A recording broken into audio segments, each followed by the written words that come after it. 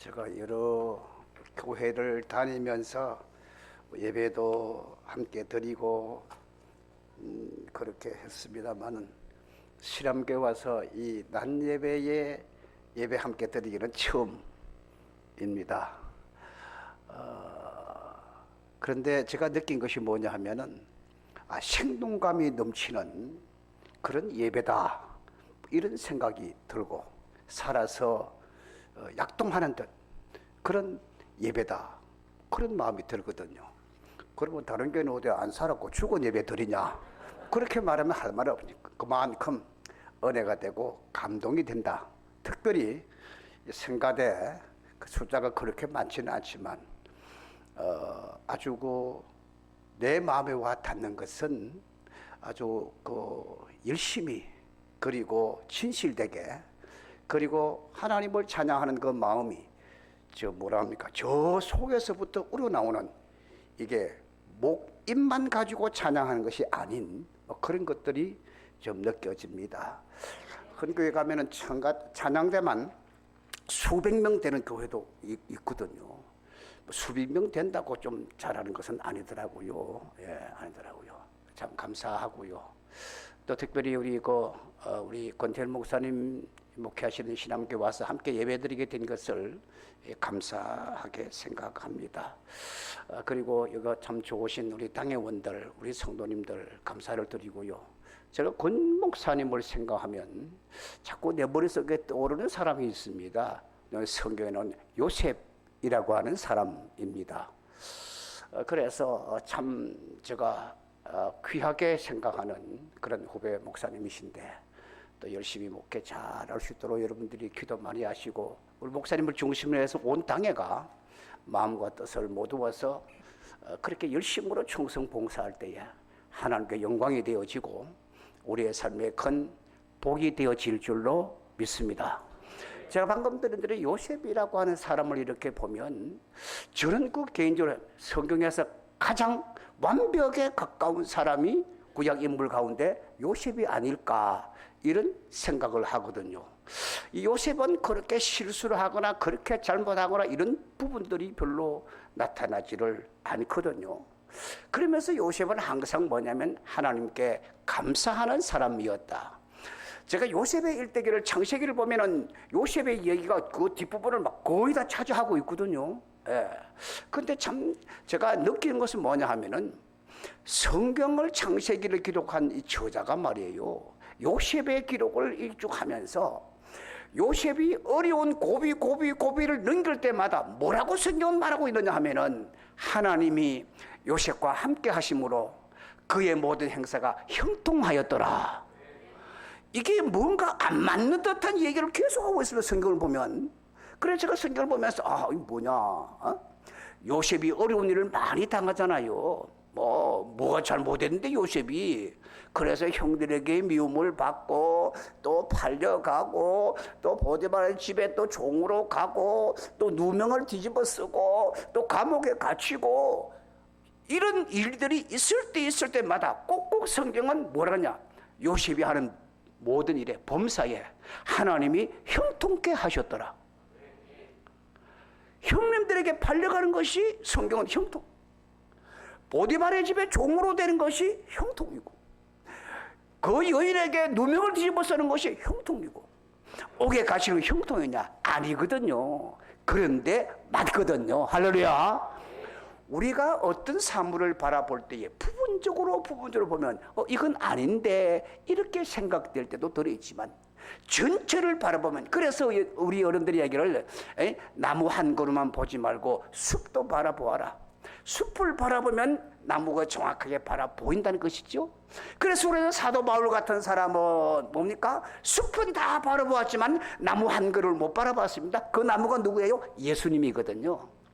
바울은 모든 숲은 다 바라봤어요. 나무도 바라보고 산등성이도 바라보고 저 뒤에 있는 둥근 달도 바라보고 다 바라보고, 그런데 핵심인 나무 한 그루 예수를 바라보지 못했기 때문에 그는 예수를 믿지 못했거든요. 그런데 그가 예수를 만난 후에 그 핵심 나무가 예수님이구나. 그래서 예수님만 딱 만나니까 그 주변의 것은 다 알고 있으니까 즉시로 어떻게 했다? 즉시로 복음을 전거했거든요. 왜? 이미 다 알고 있어. 우리는 이 요셉을 바라보면서 우리가 인간의 생각으로는 형통이 아니다라고 생각하는 부분마다 성경은 형통이라고 이야기. 하나님의 말씀에 형통이면 형통인 줄로 믿으시기를 축원합니다. 하나님의 말씀은 형통이라. 결국 어떻습니까? 오늘 본문의 말씀같이 그 모든 것이 형통. 오늘 본문에 보니까 이제 쭉 과정 속에서 요셉이 내가 형님들 눈물을 머금고 울면서 형님 내가 요셉입니다. 어떤 요셉이냐? 형님들이 나를 애굽에 팔아먹었던 나 요셉이요. 자기를 얘기하면서 제일 먼저 물은 게 뭡니까? 아버지가 지금도 살아계시고 건강하시니까. 아버지. 요셉은 좀 효자거든요. 아버지. 꿈에도 그리던 그렇게 보고 싶던 아버지. 지금 아버지의 소식을 제일 먼저 묻습니다. 예. 그리고는 어떠냐? 형님들이 지금 아버지 소식을 묻는데 말도 못해. 살아있다고 말도 못해. 경상도 말로 쫄려가지고 이게 뭐가 지금 막 아이고 이제 우리 죽었구나. 이제 우리 죽었구나. 말도 못해. 요셉은 형님들에게 형님들 나를 애굽에 보낸 것은 당신들이 나를 팔아서 보낸 것 아닙니다. 하나님이 당신들을 통해서 나를 당신보다 조금 먼저 애굽으로 보내신 것입니다. 내가 애굽에 온 것은 주체는 당신들이 아니고 누구다? 하나님입니다. 요셉의 믿음입니다. 그래서 당신들이 아니기 때문에 당신들을 검대거나 걱정할 것도 없습니다. 하나님이 모든 일은 하나님이 어떻게 하려고? 형통케 해 주시려고. 그래서 하나님이 나를 애굽에 보내셨고, 그리고 이 흉년이 아직까지 더 남았는데 모든 때에 나와 모든 우리 가족들 많은 사람들을 구원하기 위한 하나님의 계획입니다. 그렇게 형님들에게 얘기를 하면서 그런 많은 성경들 묵시적으로 형님들 내가 믿는 하나님을 형님들도 똑바로 믿어야 될 줄로 믿습니다. 그런 묵시적인 얘기가 여기에 포함되어져 있다. 그렇게 생각을 합니다. 요셉이 하는 일의 모든 것이 하나님이 형통케 만들어준 이유가 뭐냐면 요셉은 어떠한 상황 속에라도 불평불만하지 않고 하나님 감사합니다. 알겠습니다. 너는 애고로 팔려가 알겠습니다. 야 너는 종으로 살아 알겠습니다. 야 누명을 뒤집어서 알겠습니다. 감옥에 가 알겠습니다. 총리가 돼 알겠습니다. 요셉은 어떠한 상황 속에 있어서라도 하나님 알겠습니다. 하나님 감사합니다. 하나님이 그랬다 하면 그런 줄로 믿습니다. 하나님이 하시려고 하면 나는 반드시 그렇게 하겠습니다. 이것이 요셉의 신앙, 절대적인 믿음의 삶 속에서 나왔던 요셉의 신앙을 우리가 본받아야 될 줄로 믿습니다.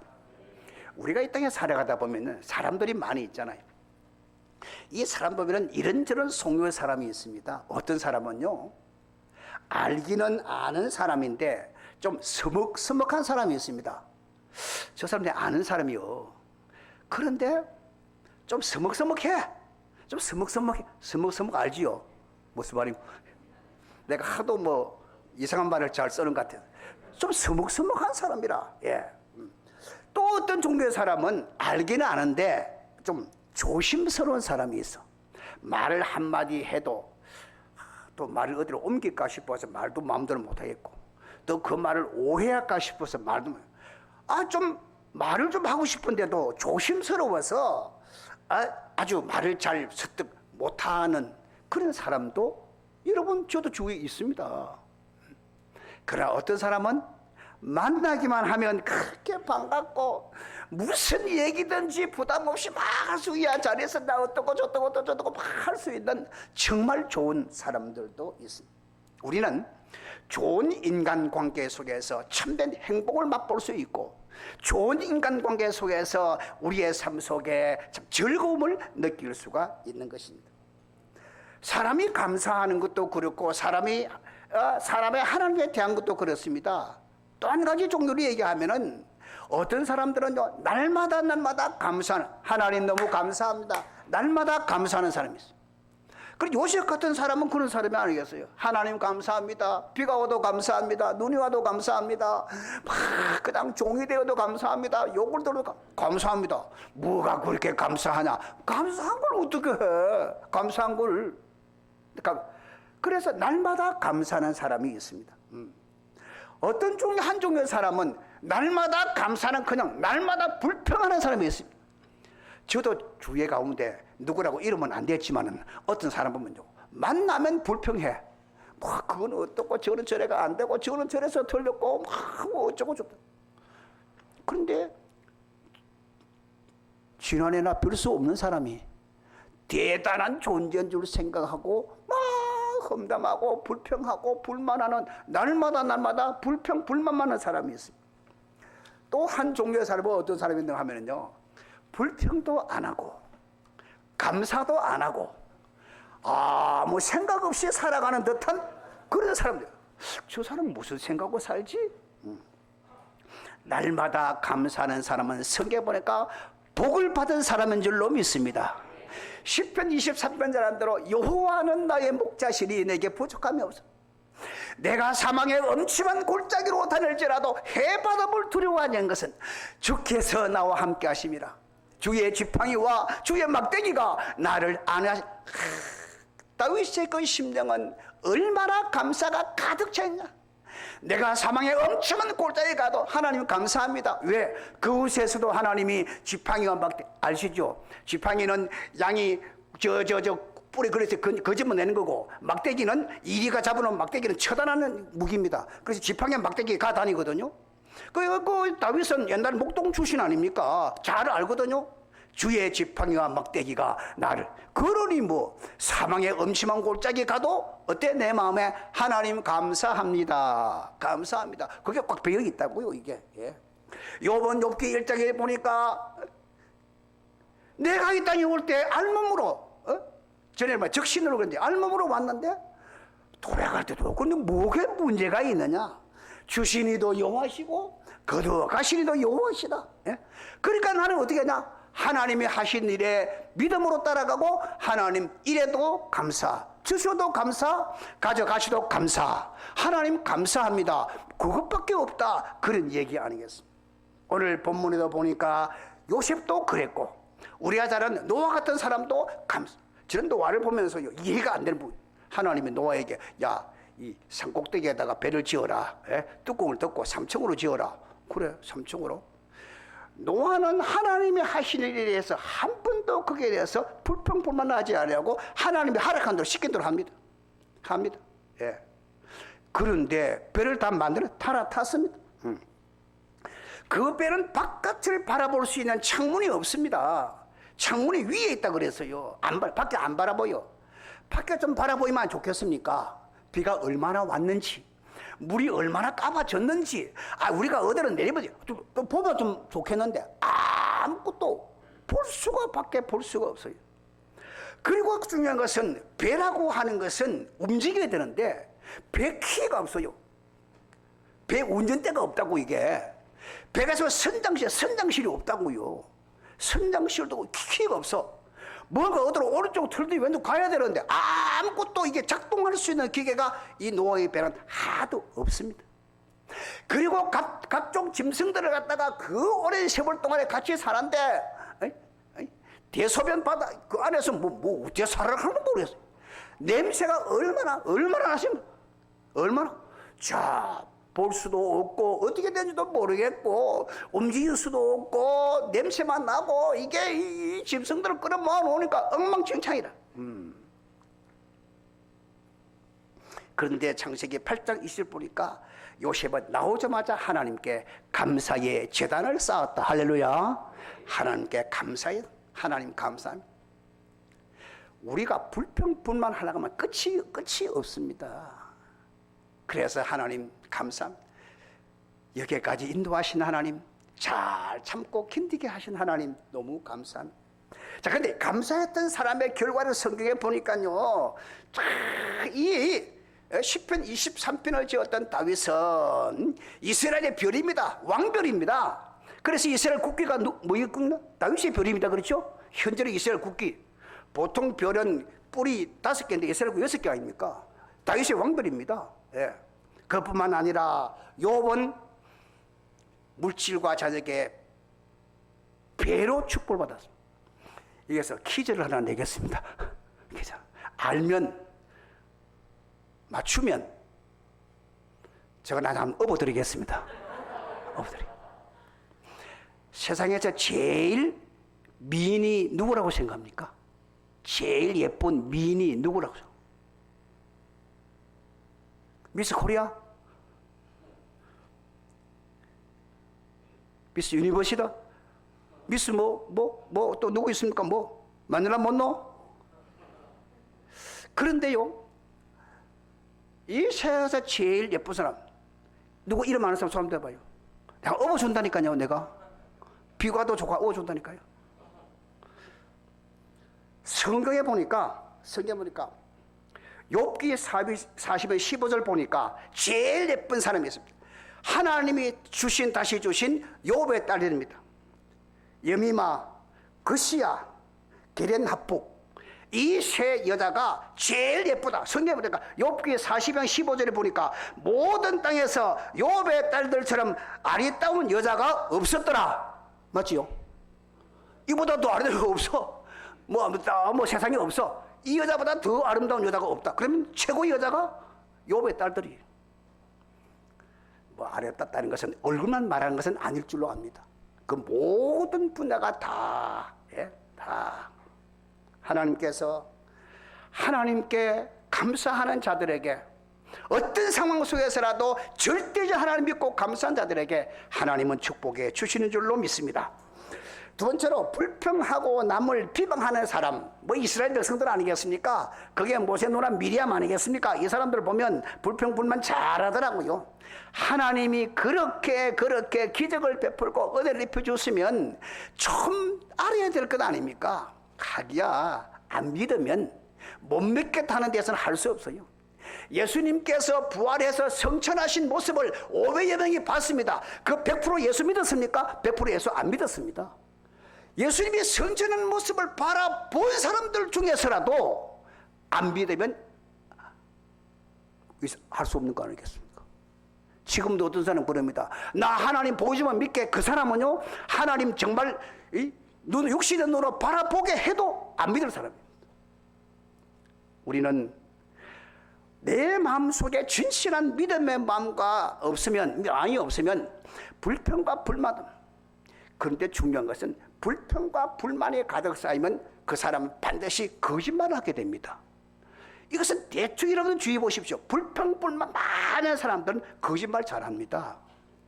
여기 이스라엘 사람 보니까요, 민수기 11장 5절에 보니까 막 애굽으로 돌아가자 불평하고 맛이 없다 하랴. 그들이 얘기해 보니까 우리가 애굽에 있을 때에 값 없이 생선과 오이와 참외와 부추와 파와 양파를 마늘을 먹었거늘 그랬거든요. 제가 언제 먹었어? 종살이 하면서 값없이 생선 먹었어? 생선이 어디 있는데 그게? 왜 거짓말 하냐고? 생각 뻔한 거짓말 안 했어요. 그 노예생활 고생하면서 아무 값없이 생선 먹고 오이 먹고 참외 먹고 잘 논다, 그죠? 거짓말입니다. 거짓말.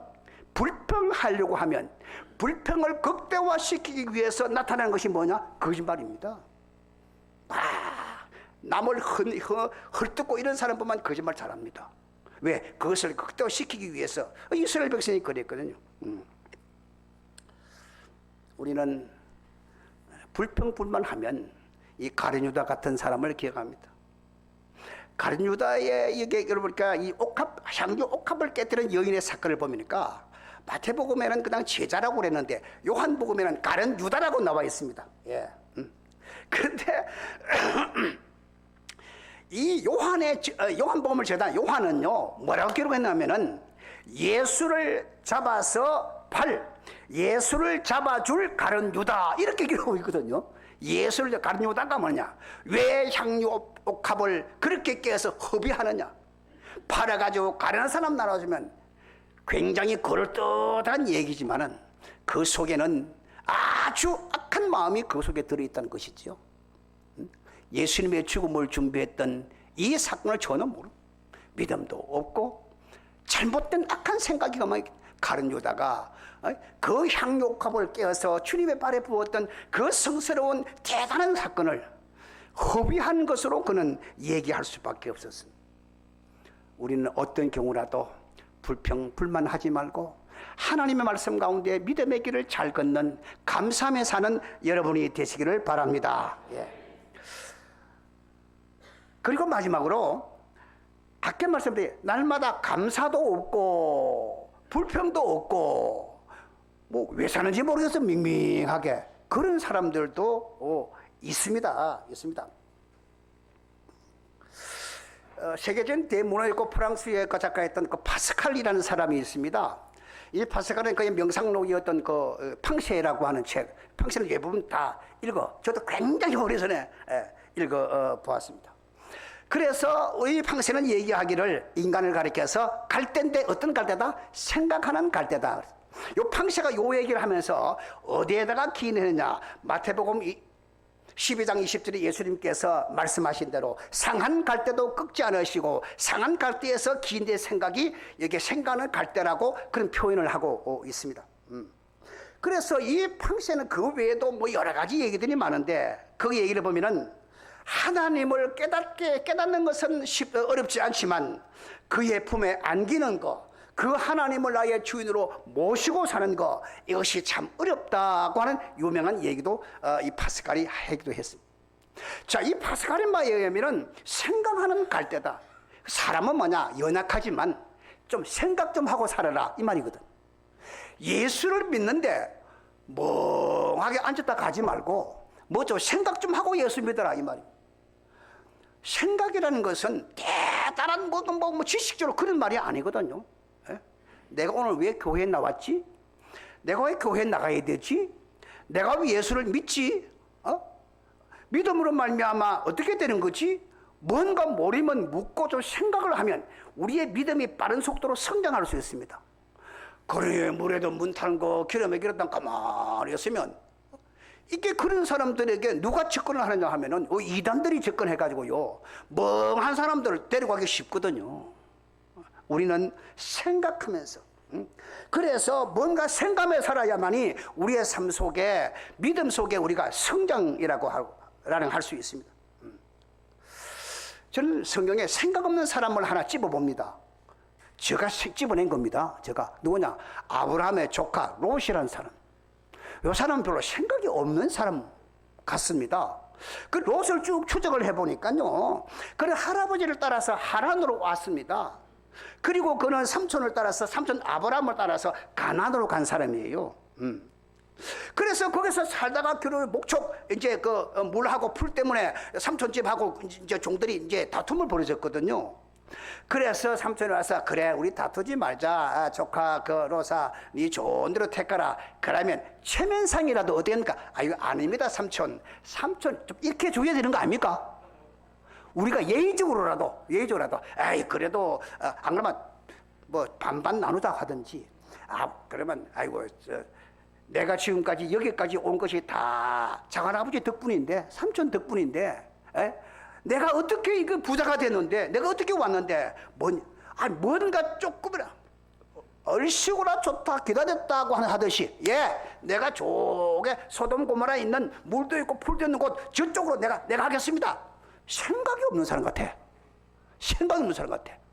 보통 사람 같으면 그렇게 해서도 안 되고 그렇게 못하지 않겠습니까? 소돔 고모라 성이 멸망할 때도 어땠습니까? 아브라함이 하나님께 기도합니다. 하나님 삼촌이 하나님 거기에 우리 조카가 살고 있는데 하나님 좀 살려줘서 그래 하나님의 천사를 보내가지고 이 롯을 살려줬다고요. 지금 생각이 없어. 멍한 것 같아. 그래 생각보다 살다가 어디로 소알까지 가도 어디로 가다가 나중에 뭐 이상하게 이래가지고 나중에 아들로고 딸로고 해가지고 누구 어디 했습니까? 모압의 조상 암몬의 조상이 됐어요. 그렇죠? 어쨌든 잘 모르겠는데 성경 보십시오만은. 그런데 모압 암몬은 어때요? 성에 두고 이스라엘 백성하고 원수로 계속 싸우는 민족입니다. 이스라엘 민족들하고 모압 족 싸움 이게 대장이 롯이라니까. 별 생각 없이 사니까 그의 삶이 그렇더라고요. 보니까 이 그렇구나, 그렇구나. 우리는 주님을 깊이 생각하며 사는, 날 위해서 십자가에 빌려오신 주님을 깊이 생각하고 나를 사랑하는 주님 앞에 날마다 감사하고 사는, 이거 참 중요한 것입니다. 십계명을 보면 안식일을 기억하여 그날을 거룩히 지키라. 요즘은 주일입니다. 주일을 기억하여 그날을 거룩히 지키라. 그런데 사람들은 자꾸 어디에다가 포인트를 두느냐 하면은 거룩에만 포인트를 둡니다. 맞습니다. 거룩 못지않게 중요한 게 뭔가 합니까? 기억입니다. 기억은 다른 말 생각입니다. 안식일을 주일을 좀 생각하며 살아라. 그날을 거룩히 지키라. 언제? 월요일부터 주일이 언제지? 몇 밤 남았지? 6밤? 주일 몇 밤 남았지? 주일을 뭐 해야 되지? 주일 뭐 해야 되지? 일주일 내내 하나님께 예배된 날을 생각하며 살아야 돼. 이것이 하나님이 좋아하는 일인데, 내일 주일이가? 내일 주일이가? 내 약속 미리 해놨는데 어쩌나? 나 그거 깜빡했네? 이래가지고는 안 된다는 것이죠. 주일이 언제인데? 주일날은 안 돼. 약속 안 돼. 안 돼. 나는 교회 가야 돼. 나 예배 드려야 돼. 주일을 가서 예배 거룩히 지켜야 돼. 그래서 거룩보다도 못지않게 중요한 것은 생각하는 거, 거룩하게 기억하는 것입니다. 안식일을 기억하는 것. 그래서 신앙교회를 생각하고 예배를 생각하는 이런 삶이 우리에 있어서 하나님이 원하시는 삶인 줄로 믿습니다. 며칠 전에 제가 그 김태현 목사님 별시하셨다는 그 문자를 제가 받았습니다. 목사님이 저는 꽤나 오랫동안에 노회에서 한 30년 가까이 갇힌, 물론 제가 많이 후배라서 제가 선배님을 많이 따라다녔습니다. 제가 목사 안수를 받을 때에 목사님은 아주 건장한, 아주 노예에서 이렇게 활동을 하시는 그런 분이기도 했습니다. 저희 교회도 임직시 때도 오셨고 심지어 저희 집에까지 와서 제가 식사 대접도 한번 한 적이 있습니다. 근데 목사님 생각하면 제가 참 좋은 생각들이, 기억들이 많은데 그 가운데 제가 생각을 해봤어요. 목사님, 그래서 제가 생각을 해보니까 목사님께 배운 점이 참 많습니다. 제가 목사 안수를 받고 아는 사람 아무도 없어요. 저는 원래 우리 집안이 성결교 집안이래요. 저희 형님이 장로님인데 지금도 성결교 장로님이래요. 그래서 이 교단에 내가 아는 사람 아무도 없어요. 그래서 선배님이 따뜻하게 잘 해주어서 제가 선배님을 잘 따라다니고 했습니다. 그러면서 제가 느끼고 배운 것이 감사하는 법을 내가 선배님, 우리 김태현 목사님에게 배웠습니다. 그래서 후배들이 뭐라 하면은 이만하면 감사하지. 시골에서 촌에서 올라와가지고 뭘 그리 많이 바려. 이만하면 감사한 거 아니냐. 생각하면 저도 시골 도매산골에서 자라다가 부산에 와서 목사가 됐는데 그래 참 감사하다. 그렇게 생각한 적이 있어요. 그리고 또 하나는 양보하는 법을, 양보하는 거. 그래 저는 선배님을 바라보면서, 김태형 목사를 하면서 왜 자꾸 저렇게 미적미적하지, 좀 팍팍 좀 치고 나가면 좋겠는데 이런 싶은 생각이 들었어요. 그래서 노회에 임원을 한다, 노회 일을 하면서도 항상 이렇게 또 양보하고. 그리고 목사님은 연세에 비해서 노회장을 조금 늦게 했을 것입니다. 제가 기억하기로는. 또 양보하고. 그래서 목사님 왜 양보합니까? 1년 늦게 하면 되지 뭘 그려. 조금 늦게 하면 되지. 그게 뭐 대단한 거라고 그러냐. 저희들은 보니까 막 대단한 것 같은데 목사님 대단한 거 아니라 하더라고. 그래서 남에게 양보하고 또 양보하더라고요. 저는 성격도 급하고 막 성질이 별로 좀 안 좋아가지고 막 사람과 다투기도 하고 때로는 막 이렇게 하는데 목사님은 그렇게 다투는 모습을 본 적이 별로 없는 것 같습니다. 그래서 저는 저를 굉장히 싫어하는 그런 사람들도 많이 있을 겁니다. 그러나 제가 기억하기로는 우리 김태현 목사님을 그렇게 싫어하는 목사님, 장로님은 거의 없을 것이라고 저는 생각합니다. 왜냐하면 양보하고 이해하고 용서하고 그래 또 다음 먼저 해. 총대도 아마 연세에 비해서 제일 늦게 갔을 겁니다. 먼저 해. 우리가 막 선배님 이래야지 해. 그런데 저도 나이가 조금 들어가고 보면 그때 그 선배님이 왜 그래 했는지, 목회가 어떤 것인지, 목사가 어떻게 해야 되는지, 이런 것들을 조금씩 제가 지금도 느끼게 되어지고 그렇습니다. 보고 싶기도 하고, 또 사랑하는 우리 목사님 그 귀한 뜻을 저도 잘 받들어서 저도 착한 더 좋은 목사로 살아가야 되겠다, 그런 생각을 하는데, 여러분들도 목사님의 좋은 점 잘 이렇게 생각했다가 두고 신앙에 도움되는 좋은 신앙의 길을 그려가기를 바라고, 온 신앙교회 성도님들 이제 하나님의 말씀을 따라 감사하면서 하나님의 뜻을 이루어드리는, 그래서 여기까지 지금까지 나를 인도하시고 축복하신 하나님을 찬양하면서 사는, 그래서 하나님께 큰 영광 돌리는 여러 성도님의 삶이 되어지시기를 주님의 이름으로 축원합니다. 기도하겠습니다.